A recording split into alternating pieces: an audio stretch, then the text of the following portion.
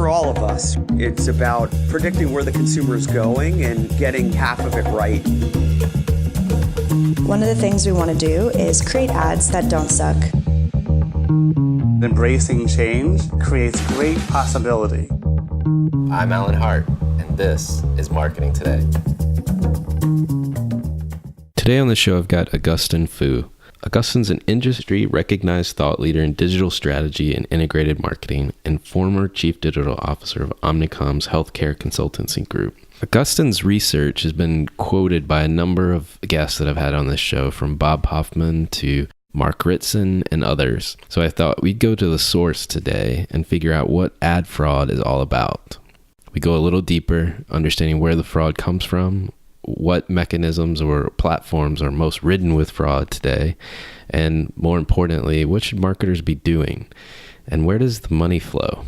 I hope you enjoy this show and learn a lot more about ad fraud on today's program. Well, Augustine, welcome to the show. Thanks, Alan. Glad to be on.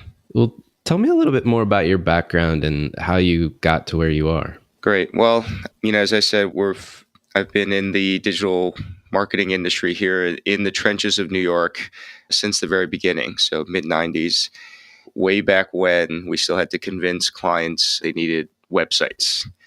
But now fast forward 20 plus years, we've seen enormous growth and enormous changes in digital marketing. And in the last couple of years, we've seen the rise of programmatic. So the analytics that I typically use for marketing are now all being affected by fraud, and the bots and the activity of bots. So as these bots go around the web and generate fake traffic, fake impressions, and fake clicks, all of those things get recorded in analytics. So as a digital marketer, I have to make sure that the analytics are clean. Otherwise, I'm making the incorrect business decisions.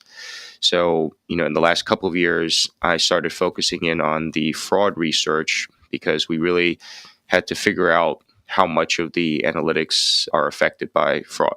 So I kind of fell into this area. But the core of what I do is still digital marketing, digital strategy, but we also have technology tools to help do the measurement and detect the fraud. So when was there a moment where you said, fraud is something I've got to start paying attention to? Yeah, it's a couple of years back when I left the big agency. So I did a stint at Omnicom, and then prior to that, a stint at IPG. But when I left Omnicom, I started, asking for data, right? So, the fraud detection companies were just starting at that time. And then a couple of things I wanted were, tell me where my ads ran. And sometimes the exchange couldn't tell me because they didn't know either, or they didn't want to tell me. And sometimes the fraud detection companies, when I asked them for, so how did you get the 10% fraud number? They wouldn't tell you how they measured it. So as a scientist, if they don't tell me the context of how the measurement was done, like where the measurement was done, when the measurement was done, and what assumptions went into the measurement, then I don't know if the numbers are reliable. So at that moment, I said, okay, well, we know that fraud's going on. And, there's been other kinds of digital ad fraud in the past. But now with the rise of programmatic, it's also scaling rapidly. So because of that, I need to know if the bot activity and the fraud is 1% or 10% or a lot more than that, because all of that's going to affect the analytics that I need to use to make business decisions or marketing decisions. So it's going on 5 years ago now. That's when I started looking into this and started building the technology tool set that we have today. Nice. So how big is it? How big is ad fraud today? It's actually, I'll put it this way, it's way, way bigger than anyone thinks it is. And that's because the bad guys who are the bot makers and the hackers, they have really good technology and their bots are able to avoid or basically get by most of our defenses and most of our detection. So even though we report, or the industry reports, X% fraud, like it's typically in the single digits, it's way higher than that.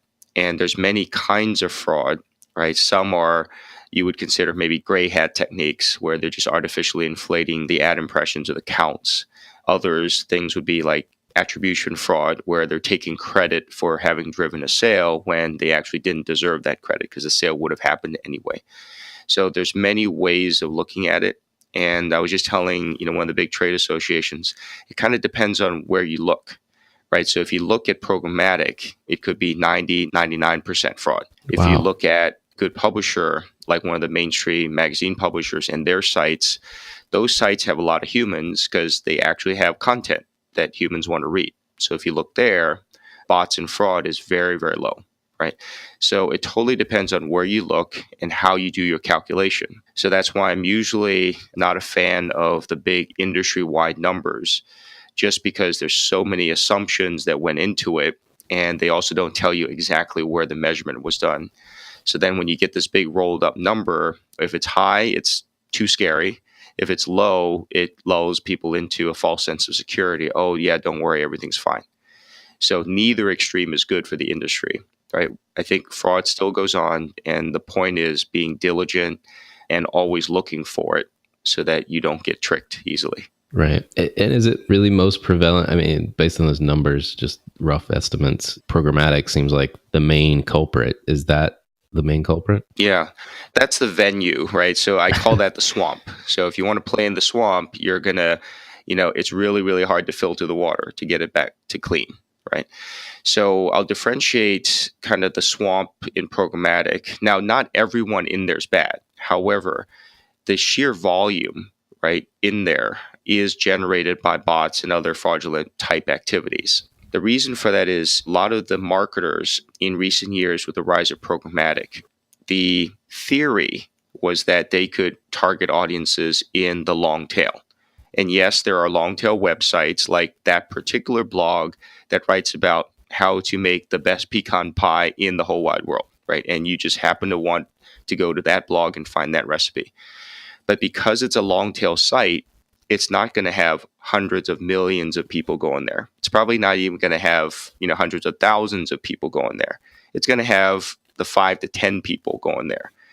So by its nature, the long tail means small numbers.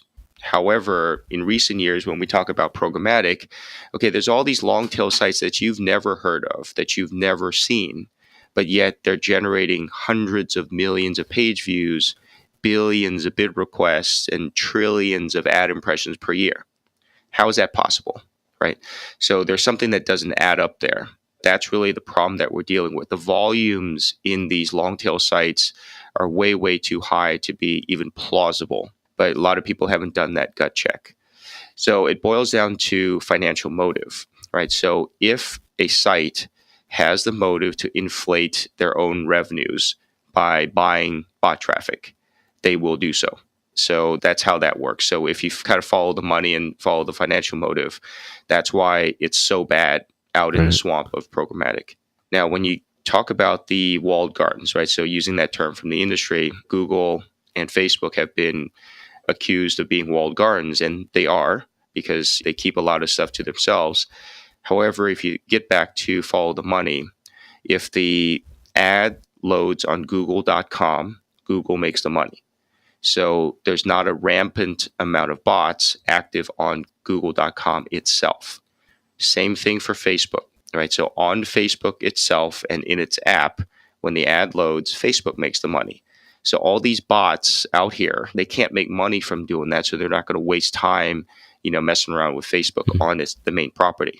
But when you get outside these main properties and you get into Google Display Network or Facebook Exchange and all the other properties, where again, it gets back to the sites can inflate their own ad revenue by turning to bots and fake traffic and all that kind of stuff, they will. So you have to kind of differentiate the main part of Google versus the exchange, and then the main part of Facebook and its app versus the ad network. And it's the ad network that's pretty much the same as the programmatic swamp.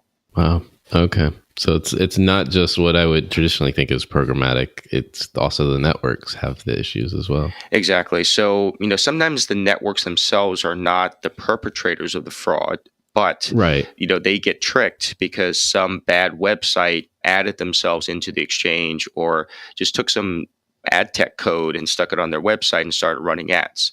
So unless the network or exchange does extra work and really vets these sites. And I know some are doing that much more stringently now than they ever were before, right? So they will take a long, hard look at any new site that's been around for one day.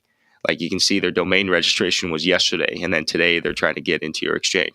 So those kind of things are pretty telltale signs. And if the networks and exchanges did a little extra homework, like those kind of background checks, they could prevent a lot more of this fraud coming into the system. But in the past, they weren't as vigilant because everyone was growing so rapidly. Programmatic was rising in triple digits. So everyone said, oh, yeah, they wanted to be in that party. So they let everybody in. And now they have to do the work of cleaning out the bad actors. So we've talked a little bit about this, the financial motive, but I mean, who's profiting the most from all this fraud, do you think? Seems like everybody's boats rise. Yeah. So, yeah, exactly right. I mean, literally everybody in the supply chain benefits. So an exchange, they're not really in a hurry to clean out all the fraud sites because that could represent a third to a half of their revenue because they benefit from the volume that flows through. So we're not asking the exchanges to do that, but we're asking them to at least pick off the lowest hanging fruit, which is the most egregious bad guys. There's a study by Toon earlier this year where they studied 700 mobile ad exchanges. First of all, I don't know why there needs to be 700 of them, but nonetheless, there are 700. What they found is that the top 8 was 100% fraud. So okay, kick those off the exchange. There's no need, right? Those exchanges don't need to keep selling inventory because once they do, it's just muddying the waters further. So that's what I mean by picking off the most obvious fraud first. And that's going to already do a ton of good for the industry. And then the rest, you just progressively clean up. So it's not like you're going to have to do a stair step down in revenues, but it's good for the long-term, industry to clean up the fraud. Otherwise, the buyers, like the marketers, are going to say, F this is not working, and the detection's not helping me, so I'm just going to move all my dollars back to TV. Of course, that's not the right answer either, but unless digital programmatic can clean itself up, we're already seeing that happening with some big brands. Right. I know advertisers have to be losing. I don't know if they know that they are, or at least all of them. They are losing, but just consider this. The people in the supply chain always have someone else to say, oh, well, they just told me it was fine. So the media buyers that serve the marketers will say, oh, well, the exchange told me everything was fine, and they use every fraud detection under the sun, and they said it's fine, right? And then when you ask the exchange, they'll say, oh, well, we use all the fraud detection vendors, and every single one of them said we're fine, we're clean, and don't worry about it, right? And so on and so forth. So everyone has someone else that they can say, oh, well, they measured it, and they said it was fine. So, if you're the marketer and you keep hearing, oh, everything's fine, don't worry about it, and fraud's so low, and you got all these fraud-free guarantees, you probably, if you're not technical enough to ask further, you probably would assume that that's the truth. But that's the problem. So the marketers need to ask further questions, ask harder questions, right? And that's kind of my role as an independent researcher that also knows the tech. I can ask those hard questions that marketers typically don't know to ask or have not asked. So then we can talk about why they get lulled into a false sense of security, even though the fraud still goes on. Right. Well, I'm surprised that publishers haven't been squeaking about this more, because I would imagine if fraud starts to go away, then CPMs on high quality sites are going to go up. Well, here's the dynamic that's happened. I mean, publishers have been trying to do the right thing. So I'm going to actually use two words, right? Publishers versus sites that carry ads. Sites that carry ads are not publishers. They're bad guys. These are sites, and I can show you endless lists of these bad sites where there's no content on them because they don't actually care to attract an audience. All they do is stick some ad tech code on there so they can run ads, or they might disguise the first 5 pages with some fake content. Okay, so differentiating the good publishers from all these other sites that carry ads. The good publishers have been trying to do the right thing for years. So they pretty much added every single fraud detection code, like modes and every other JS tag, onto their own site in the attempt to prove to the buyers that they're clean. They have been clean all along, but they're trying to prove to them by adding all this new ad tech stuff and detection tech. However, because the publisher is the one saying, look, we have these moat reports that say we have high viewability and we're clean, we have low bots and all that kind of stuff. Because it's the publisher saying it, the buyers don't believe it. They don't just say, oh, good, thanks for measuring that, and now we'll buy from you. And then furthermore, the buyers have been trying to look for more volume and more reach and frequency and all that kind of stuff. And lo and behold, there's this magical thing called programmatic where you get billions upon billions of new consumers that you can target, all of which magically fit the exact targeting parameter that you want to target. So, I mean, there's been all these kind of things where the publishers, even though they've been trying to say something and prove that they're clean, people are not hearing them. And so these good publishers continue to see revenue declines and lower CPMs because all those ad dollars are chasing super low CPMs in the exchanges and assuming that that's fine when it's not even apples to oranges. Because if you actually care to get your ad in front of a human, then there's not that many humans floating around in programmatic because those are long tail sites. So the vast majority of that traffic and the impressions from those places could be easily faked by bots. It seems like the land of unicorns and rainbows. Yep, everyone's still kind of living in that, oh yeah, it's all rainbows, everything's fine, don't worry about it. But I think this year, you might have seen P&G pulled 140 million out of their digital budget and saw no change. And then what was the other one? Chase reduced the number of sites that their ads were showing on from 500,000 to 5,000, a 99% decrease in quote unquote reach. Well, no change in business outcomes. And that's because probably a lot of that reach wasn't even human reach. They didn't get their ads in front of an incrementally large number of humans. So they did get a whole bunch more banner ad impressions that they paid for, but we're not sure if it actually got in front of humans. So in that sense, when these marketers are actually starting to run their own ROI experiments, right, it doesn't even have to be very complex. It's like turn off $100,000 chunk, right? No, not everyone can afford to turn off 140 million, but just turn off a small chunk of dollars and see if there's any change. So I think as more and more marketers run these experiments, and I would actually encourage the marketers themselves to run these experiments and see what's what. And, if they're not seeing any change, just keep doing that. And the other alternative would be, if you're actually able to track through to the business outcomes, then take small chunks of money and allocate it towards good publishers like the Hearst, the Condé Nast, the Merediths, these good publishers that have been around for a long time. And when you buy from them and you give them the dollars and you give them the ad creatives, they will actually run it on a Hearst website. So in that sense, many, many more of your dollars actually make it all the way through to the publisher. And, the publisher will run your ad for you. And you cut out all of this kind of gray area and all these other middlemen that are trying to make a margin off of your dollar. So in that sense, there's a lot more efficiencies to be had when we actually do some more direct buying. So again, it's not to say don't do programmatic at all. There's still some value in that, but just make sure you right size your spending allocation. If programmatic is not yielding anything for you, then whether or not it's fraud, it's still not worth the continued investment of dollars. So those are the critical experiments that I think more marketers should do. And I expect more of them to really do that in 2018, because finally they're asking questions and they're taking matters into their own hands. I think those are two great suggestions, experimentation and direct buying. What about the technology solutions that are out there, like Double Verify and all these other detectors, if you will? So I'll make a categoric statement and then I'll kind of caveat that with some details. So I think all of them are good guys and they're trying to do the right thing. However, what most marketers who buy from them don't realize is that we can't just rely on technology detection alone to fight fraud or to detect the bad guys. Because like I said earlier, the bad guys will always have better tech than you do. So when they get detected and their bots are not making money for them anymore, they will immediately innovate their bots so that they get around that detection. So then it becomes a technology's arms race. And so the bad guys will always be ahead, and the good guys, all the fraud detection companies, will always be playing catch up to try to figure out what was the next thing that the bad guys did to make their bots get around our detection.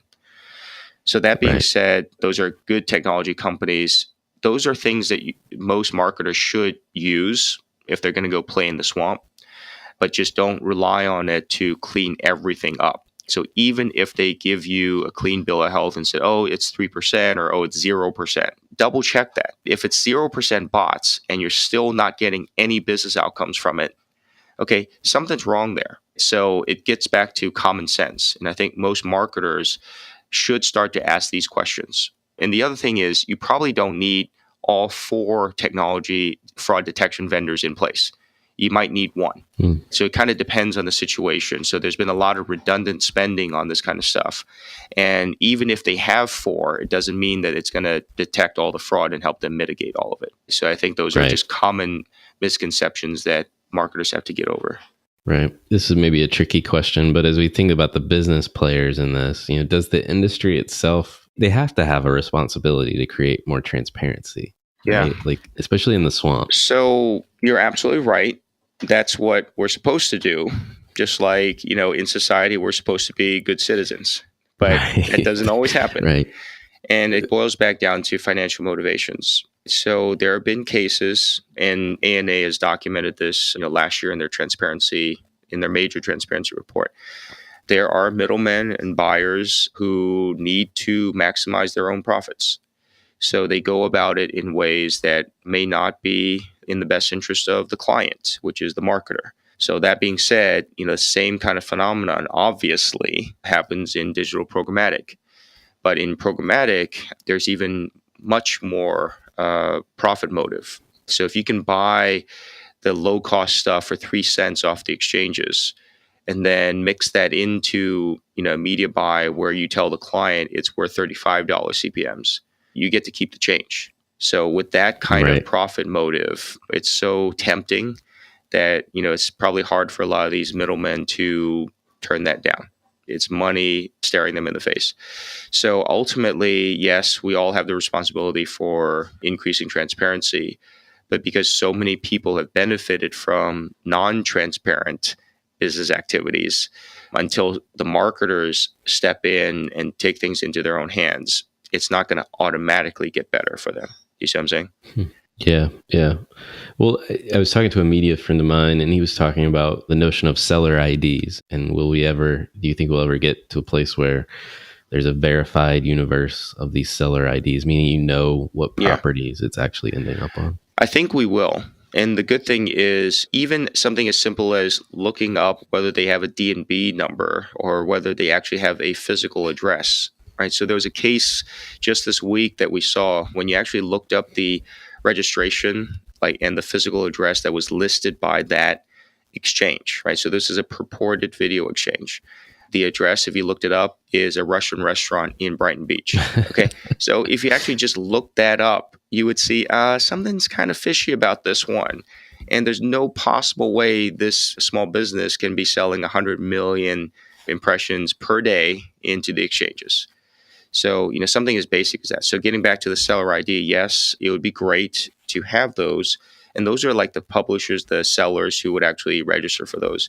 Right. But you still need the buyers to actually check that. So if they keep buying and they don't check the seller ID or check those other basic things like look up the physical address and see what you come up with on Google Street View, right? You're still going to get ripped off. And it's the exact same thing with ads.txt. Where the publishers say these are the networks and exchanges that are permitted to sell my stuff. If the buyers don't check that, it's still no good.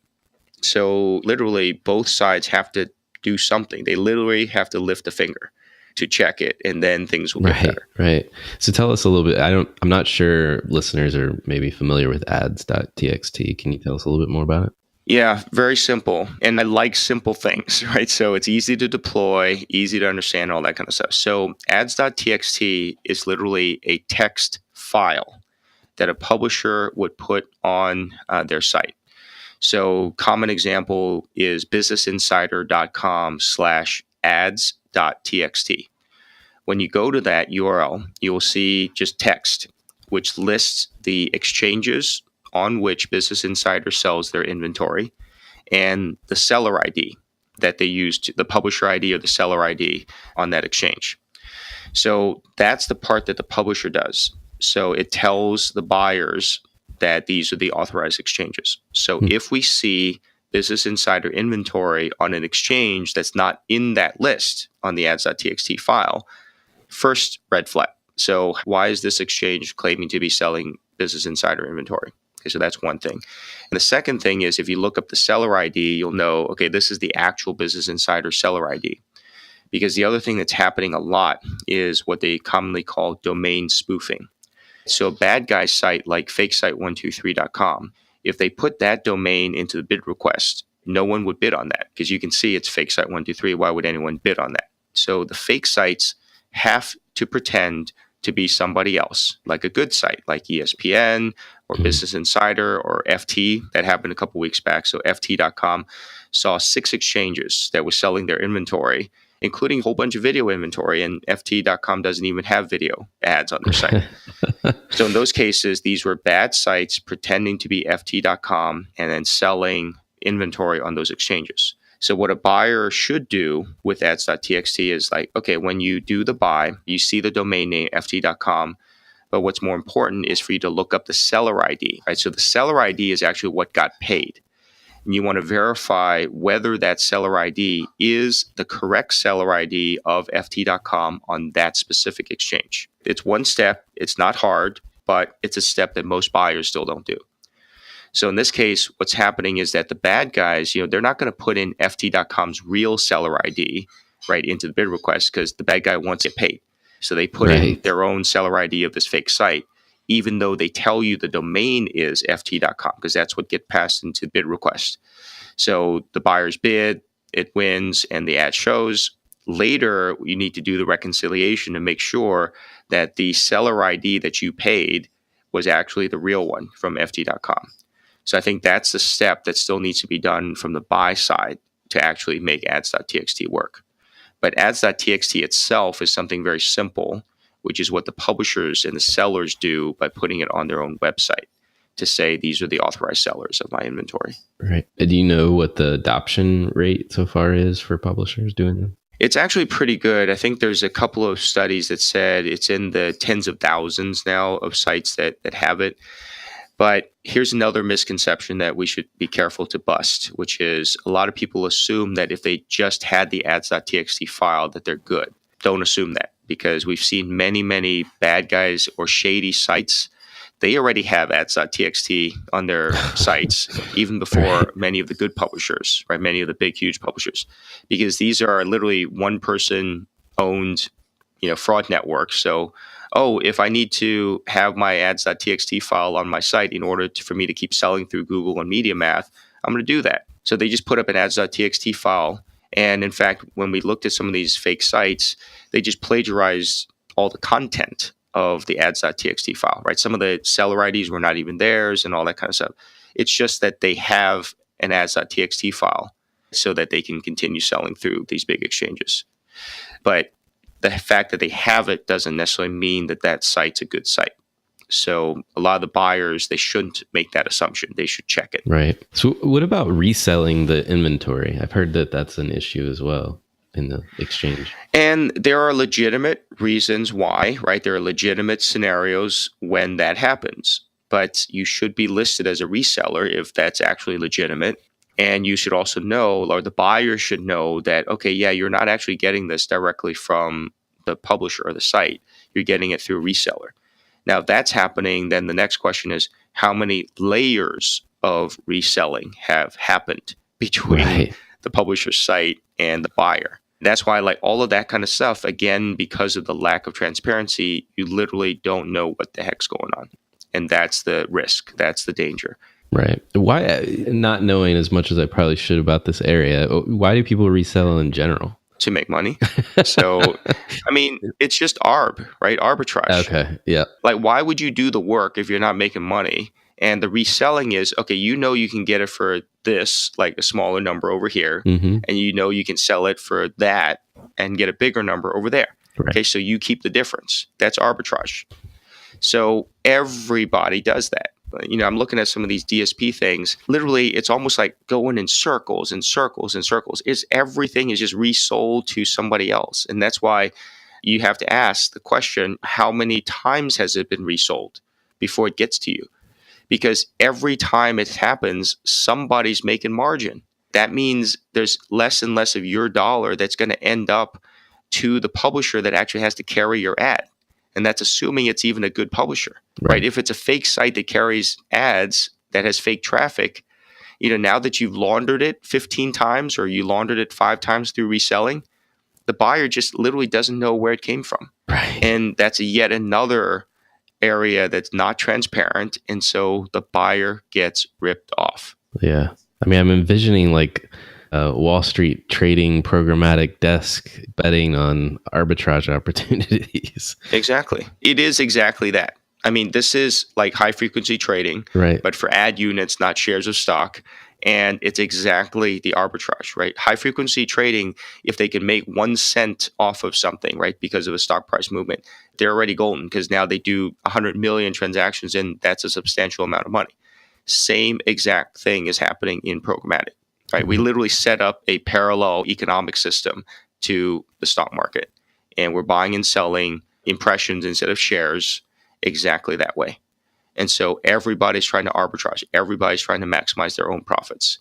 And the people who are losing out are the buyers who buy the ads and the legitimate publishers who sell the ads, because this money is now being siphoned into all of this fictitious stuff that's been made up to make people believe that it's going to be some magical digital marketing thing. Don't get me wrong. Like, I've been in digital marketing for 23 years and I'm the biggest fan of digital ever. Right. But if we can't fix this and people still get deluded into thinking that buying reach and frequency and buying all these billions upon billions of users that are being targeted, if they believe that, then digital marketing is harmed permanently. So we have to clean that up so that we can actually get back to the real work of digital marketing, where you actually do get to target the right person at the right time with the right ad. But the quantities that we're talking about are totally out of whack. Right. So if you just think about targeting, if you get to like 3 targeting parameters, your total universe of potential targets is a tiny fraction of the pool of humans. So we're talking about very, very small numbers. But yet in programmatic, we're seeing very, very big numbers. And it's completely out of whack. Wow. Yeah, I'm having flashbacks to 2008 with credit default swaps and repackaging. Exactly that. Exactly that. I mean, it is exactly that happening in digital marketing. Oh, that's crazy. It means a crash. A crash is coming. And Forrester made the call yesterday. They're saying 2018 is when that crash is happening. Wow. And I believe it. I mean, I call it a right sizing. We have to right size digital to be actually realistic. Right now, it's just so inflated that it's a balloon that is set to pop. Well, so Google and Facebook, I mean, they're trying to be judge, jury, and executioner of their own ecosystems. Where does this leave the advertisers and the agencies? So Google and Facebook have the right to be judge, jury, and executioner in their own ecosystems. Okay, that's fine. That's their ecosystem, so they get to do what the hell they want, right? But I think a lot of people were complaining that Google in their Chrome browser is saying, okay, we're going to block ads. What they actually said was we're going to block the bad ads, the ones that run malware, the ones that do Bitcoin mining while you're on the page, all that kind of stuff. Okay, so that's actually helpful to the community, and that's a small fraction of all the ads, right? If the ads conform to the standards, like they don't autoplay sound and all that kind of stuff, Google's not blocking those. Google's blocking the bad ones, and for years and years, they've had the malware scanning stuff where they can scan both sites and ads for malware. They're blocking those things, right? So the consumer doesn't accidentally end up on a malware site. So that's something that the browser like Chrome can do. Firefox does it as well. And Apple with Safari is taking steps to protect the consumers as well. But that being said, so those are good things, right? But I think a lot of the industry has either misrepresented or misinterpreted what they're doing. And they're saying, oh, Google's blocking all ads. How can they have the power to do that? That's really not the right assessment of it. But for Facebook, they also have to clean up their system. So unlike the fraud that I talked about earlier, right? So Facebook itself doesn't have a lot of bot fraud because the bots can't make money from going there. But there's other forms of fraud like fake accounts. Facebook is not, they didn't create those fake accounts, but in years past, those fake accounts were used for fraudulent things, right? So remember Web 2.0, where big brands were just getting into social media and they wanted more likes. So they went out and paid bounties, like they literally bought likes. So you have to have a separate Facebook account to click on like to register that as another like on the brand page. So that's when a lot of the bad guys created all these fake accounts in order to create likes that they got paid for. That's gone away. So big brands don't necessarily pay for likes in mass quantities anymore. So that kind of fraud has gone away, but the fake sites that were created in the wave of Web 2.0 still remain. So now Facebook has to start cleaning those up because otherwise all their numbers are skewed. So in those cases, I think you're right. Google has a responsibility to police their own ecosystem, like even including Google Display Network, and kick off the most egregious bad actors. Facebook has to do the same with those fake accounts and other kind of abuses that are happening on their system. But it should be that it actually makes it better for the advertisers and the agencies because the agencies won't be able to do that. They have no motive to do that anyway. They can't clean that up. Marketers can't. Google and Facebook have to clean up their own ecosystems. Right. Well, a lot has been thrown at media agencies. How do you see their role in all of this? So, unfortunately, their financial incentives are not aligned with transparency, and they're not aligned with cleaning this up. So, it would be the rare exception for a media agency to do the right thing. I can tell you there are, and I work with a few of them. But in general, I don't work with many agencies because they're the ones arbitraging and, in my mind, ripping off their own clients. So that's not cool. Right. But an agency, if they were to do the right thing, they also have to change their entire business model because they can't be making arbitrage and not, like making money on the margins by reselling without telling their clients. And they have to change the way they make money to be not pegged on how much media they buy. It has to be on the expertise that they give to the client in terms of programmatic media buying, right? Not the amount of media they buy. Because as long as their financial motives are tied to the amount of media they buy, their incentive is to keep buying more media, more impressions at lower CPMs. So that also implies something that the marketers can do better. So if you imagine a procurement person acting on the part of the marketer, the buyer, they'll say, oh, you got to get us lower CPMs. And they keep pounding the agency to tell them to get lower CPMs. Where are they going to get lower CPMs? They're going to have to go into the swamp because that's the only place you're going to get 30-cent CPMs. So the marketers need to also realize that just by pounding down the CPM, that's not actually saving you money. So there's been this myth that, oh, well, isn't fraud priced into the lower CPMs? It's not, because I'll use this example, right? You used to pay $10 CPMs. Now you're paying $1 CPMs on the exchanges, but you're buying 10 times more inventory. So you didn't save any money, right? All that money still being spent, except now 90% of it is fake inventory because it wasn't an ad in front of a human anyway. So this common phrase, oh, it's priced in, that's just like deluding yourself to think, oh, it's okay to keep buying this stuff. You didn't spend any less money. You're just spending it in worse places. Right. That's just a vicious circle. Yep. Well, so what are the best approaches for a marketer? We talked about experimentation and direct buying, but if you were to recap. I think that is the only thing, the main thing they should do. So let's end on a high note, right? So, I mean, this sounds like it's so dire, and it is in many respects, because the way digital programmatic is set up today, if we can solve for fraud and if we can eliminate fraud, the digital marketing industry is going to look very, very different a year from now, 2 years from now. So for the, as a high point, just to be optimistic about it, if the marketers start really taking a hard look and asking hard questions about how their digital media is performing for them, not just how much did they spend or how many ad impressions did they buy, then they're actually going to start focusing on real business outcomes. And when they do that, the best way to get at whether you have business outcomes is to do those two experiments. One is to start reducing ad spend or going dark on certain campaigns for, a period of time, a day, a week, a month. Just go dark for a day, see what happens. The other would be to actually start allocating budget to good publishers that have a track record of being good publishers. Hearst has been around for decades. Condé Nast, Meredith have been around for decades. They've been writing real content.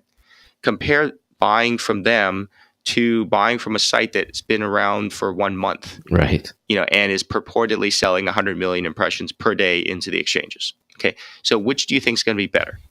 And which do you think is going to help you get your ads in front of a human audience? So if marketers start running those two kinds of experiments themselves, they will quickly get at the truth, which they have not been told for a very long time. And that's what's going to help precipitate this right sizing of digital. And we can get back to a day when we can do really good digital marketing. It's going to have a really positive and good effect for all the marketers that are allocating dollars to digital. This has been enlightening. I have one more question. I usually ask, what does the future of marketing in broad strokes look like? Yeah. And I'd be happy to hear your answer on that. But I also would love to just see your predictions for digital marketing as well. Sure. So I'll answer both of those together because, I've said for a very long time, I don't see digital as a separate thing from traditional marketing, right? To me, they need to work hand in hand. And so, when you think about traditional channels like TV, print, and radio, those are all mass reach channels, which can help marketers get one message out to a ton of people very, very quickly, hence mass media. But it's one message. Now, if you think about how the modern consumer has changed, when they hear something on the radio, when they see something on TV, especially if it's a bigger ticket item, they tend to go do more research and they tend to go online to do that research. So for me, I talk about the traditional side like TV, print, and radio as very good ways of getting the message out. So using a baseball analogy, that's the pitching. Digital to me is like the catching. So when people come online and do research, you have to have the right content for them and you have to be findable, right? So we're talking like search engine optimization and things like that. So that when they look for that content, they'll say, oh, great, I got my answer. So then they can get to the next step, get further along their customer journey. So to me, digital is part of all marketing and it needs to work in hand, like pitching and catching does, right? You have to do both to play baseball. So in marketing, you have to do both traditional awareness generating, and then you use digital to start harvesting the demand. Now, what's happened in recent years with programmatic is that digital is being used as a reach and frequency medium. So yes, there are display ads, there are video ads and that kind of stuff that can be used that way. But digital is inherently a direct response medium where people come online, type in something, you can see all that. And so if you now think of digital in that way and think of how it complements traditional media, then if you use digital correctly, meaning not treat it entirely as a reach and frequency medium, then it's going to be a complementary thing to all the marketing that you do. And so once marketers, especially the brand marketers, start thinking of digital in that way, then they're going to actually start to use digital correctly. And so once you do that, then you're going to start to wean yourself from, oh, how many more billions of impressions can I buy? Or how many trillions and trillions of, I think it's up to 70 trillion ad impressions that get served per year, right? That's just an ungodly number of ads. And it's bad for the consumers as well. But bottom line is the marketers, if they start thinking of digital correctly, they're not going to keep asking for more and more quantity, right? And that's going to help them reduce their exposure to this kind of fraud where the bad guys can just generate as much quantity as you want because bots are unlimited. You can make more. It's very true. Very true. Well, thank you so much for coming on the show. It's been very helpful, very informative. Great chat. Hopefully I said something interesting. And hopefully, we'll see more of the marketers actually run their own experiments because that's really the best way to get to the bottom of all this stuff.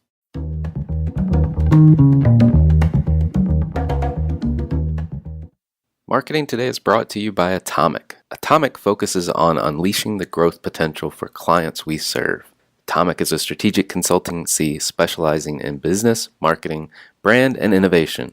Our singular goal is to help you accelerate your efforts with the right mix of expertise, analysis, and creativity.